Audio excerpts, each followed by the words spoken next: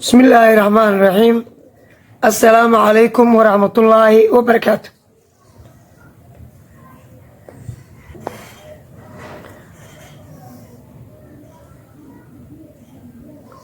بسم الله الرحمن الرحيم. السلام عليكم ورحمة الله وبركاته. عشر كينا مانتا وهنكبلا بينا موضوع أما عنوانك chemical bounding أما دبر كيميكات الصومالي دبر كيميكات. Okay. Question. سؤال. What is a chemical bounding? ومحي دبر كيميكات. Answer. جواب. A chemical bounding دبر كيميكات is the attractive force وحوق إسسوجيدة شأه which holds atoms together كاسو اسكو هايا اتم يدا اسكو هايا سيودا جيرا to form سي اسميان molecules types of chemical bounding نوعية دبرده كيميكات waxaa loo kala qaybiyaa 3 laakiin inta badan waxaa la isticmaalaa labada hore ionic bound iyo covalent bound kuwaas oo loo yaqaan major types noocyada waaweyn. Okay, annaga halkan waxaan ku baranaynaa labadaas nooc. wax yar waa ka sheegi doonaa metallic bound laakiin buugga form 2ga ama fasalka 10aad ee dugsiga sare labadan ayaa si toos ah loogu bartaa. waaye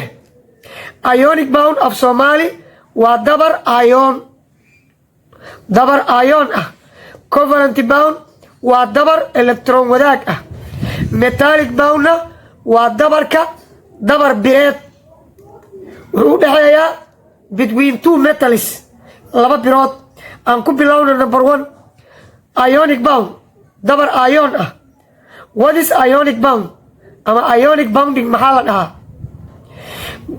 ionic bound dabarka ion waa is the bound waa dabarka between u dhexeeya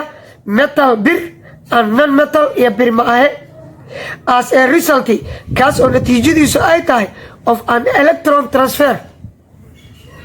in electrono la isku gudbiyo. qaacida ahaan ionic bound wuxuu la mid yahay metal bir oo lagu daray non metal bir ma ahe. example tusaale formation samaysanka sodium chloride oo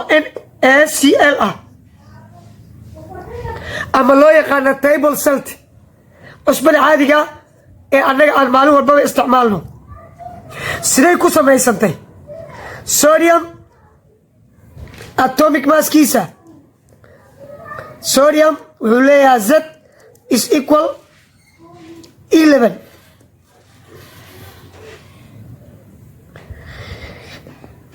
marka haddii aan samayno habeenta electronada wuxuu u qaadanayaa 2 8 iyo 1. wuxuu la falgalaa chlorine waxay leedahay Z is equal 17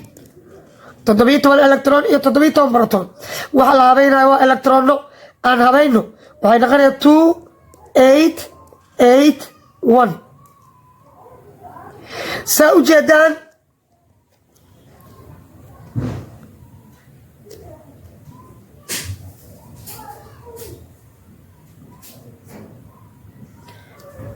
jeedaan toban andho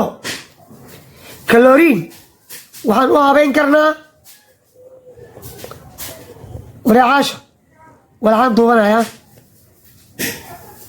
wardabka ka leexo.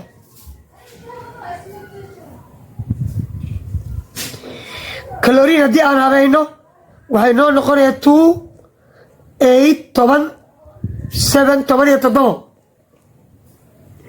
saa u jeedaan heer tamarta ugu sarreysa waxaa ugu jirta 7. heer tamarta koowaad waxaa ku jirta 2 electron. heer tamarta labaad waxaa ku jirta 8. heer tamarta saddexaad waxaa ku jirta 7. halkaas electron waa kii 7aad 2 2 iyo 1. kanna heer tamarta koowaad waxaa ku jirta 2.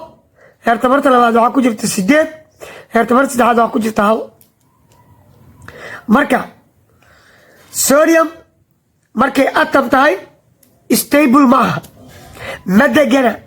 chlorine markay atom tahayna ma degana atomyada markii ay falgalayaan waxay raacaan laba xeer midood labada xeer waxay kala yihiin inay raacaan octet rule xeerka 8 leyda ama inay raacaan doublet rule xeerka labada curiyayaasha ama elementiska badankooda waxay raacaan xeerkan kan waxaa raaca keliya hydrogen iyo helium curiyayaasha intooda kale markay falgal samaynayaan waxay raacaan octet rule marka hadda sodium iyo chlorine waxay raacayaan octet rule muxuu ku leeyahay marka octet rule wuxuu ku leeyahay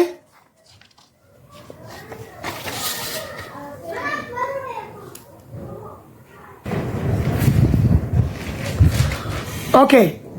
octet rule wuxuu ku leeyahay curiyayaasha si ay u gaaraan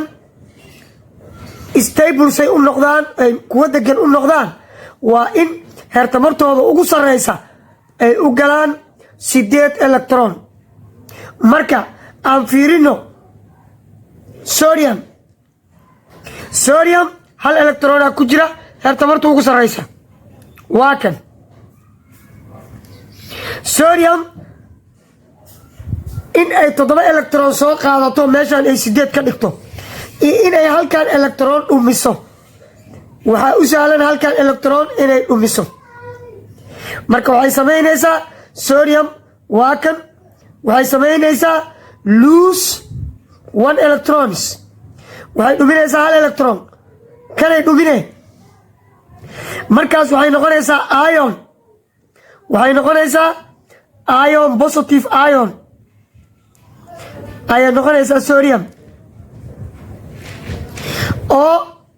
heertamarta ugu sareysa waxay u noqonaysaa 2 iyo 8 ayaa u soo haraysa heertamarta ugu sareysa si ay u oofiso ama u adeado xeerkan loo yaqaano octet rule sidaasoo kale chlorine heertamarta ugu sareysa waxaa ugu jirto 7 inay dhumiso oy tuurto iyo inay 1 electron soo qaadato waxaa u fuda 1 electron inay soo qaadato electronkii uu nacay ama uu iska tuuray oo uu dhumiyey sodiumka ayay qaadanaysaa marka chlorine gain 1 electron 1 electron ayay macaashaysaa ama soo qaadanaysaa markaas maxay noqone waxay noqonaya 2 8 meeshaan 1 ugu dar 8 saa u jeedaan 8 waxay raacday xeerkii octetka hadda kanna waa stable ion kanna waa stable ion waa iono labadaba degan intaas kadib inta waxaa samaysmay negative ion intana waxaa samaysmay positive ion sababtoo ah markuu 1 soo qaato markii hore atomay ahayd 17 electron iyo 17 proton uu lahaa chlorine atom uu ahaa neutral ah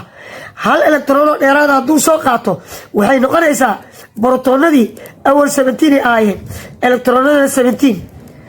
kan 1 ugu dar wuxuu noqonayaa 18 hadhowtu waxaa meeshaan ay noqonee protonka chargekiisu waa plus electronkana waa minus waxay noqonaysaa 17 plus ah iyo 18 minus ah haddaan kala jarno 1 minus waa marka sidaas ayuu ku noqonayaa negative ion waana stable sababtoo ah 8 ayaa ugu jirta heertamarta ugu sareysa marka maadaama ionic bound aan annaga qeexnay oo aan dhahnay waa electron transfer electronkii uu dhumiyey sodiumka waxaa qaatay chlorine electrona isku gudbiyeen saa u jeedid positive iyo negative ionna wuu samaysmay oo positiveka waxaa loo yaqaanaa cation كان waxaa loo yaqaanaa anion ayaa meeshaas ka samaysmay ardayo waxaan naqaanaa in plus iyo minus uu ka dhexeeyo attraction isu soo jiidasho kuwan way isu soo jiidanayaan hadday isu soo jiitaanna waxaa samaysmaya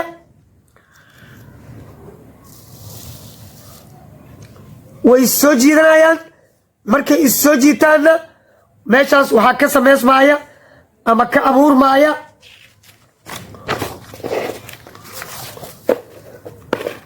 waxaa loo yaqaano ionic bond sababtoo ah waxaa samaysmay sodium positive ah markii loo geeyo chlorine negative ama chloro